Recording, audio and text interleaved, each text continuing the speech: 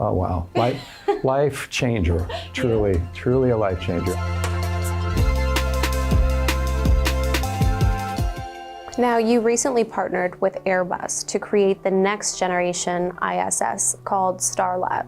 Tell me about how you're keeping up with the ever-changing landscape of the space sector and how you're meeting market needs. It's a really good question. So for example, we're leaning very heavily into the research component.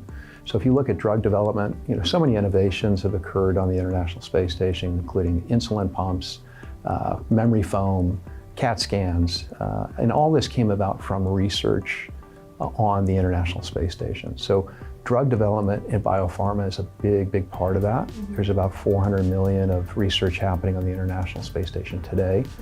So Starlab is really a flying laboratory. We're leaning very heavily in that. Airbus is a fantastic partner for that, and they're building the module.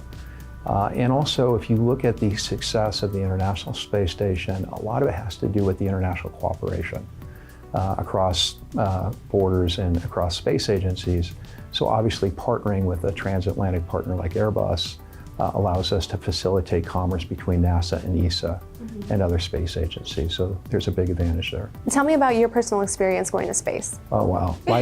Life changer. Truly a life changer. I went into it intentionally trying to not have expectations, but the fact is I did, and they were very high, and it just demolished those expectations. Wow. It's something you can't unsee, something you can't unfeel. It changes you fundamentally as a human. And I knew that sort of intuitively going into it, but it is so powerful that it really is transformational. It's a transformational experience. Do you remember what was going through your head right before you lifted off? Yeah, it's funny. So I told friends and family I would be terrified on the launch pad when it's, T-minus 10, that you're just a mess. Like how can you not be? You're strapped to a controlled explosion.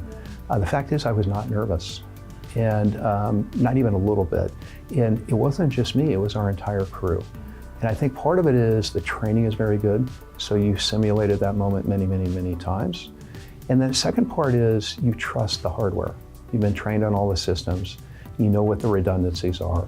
You know what could go wrong and what the backup plan to something going wrong would be.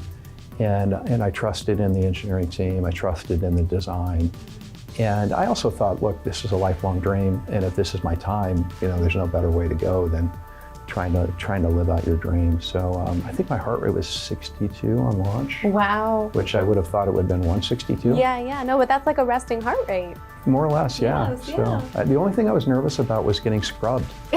Honestly, I'm like, if they scrub it, then, will we ever launch? Wow, that's incredible. Amazing. I mean, who knows? Maybe I'll go up there one day when it's open for tourism. We need journalists out there. Of course, Strahan was on my flight, Michael Strahan. Wow. But yeah, I think the more the merrier. We need people, honestly, who can tell a story and articulate it. Artists, journalists, writers, poets.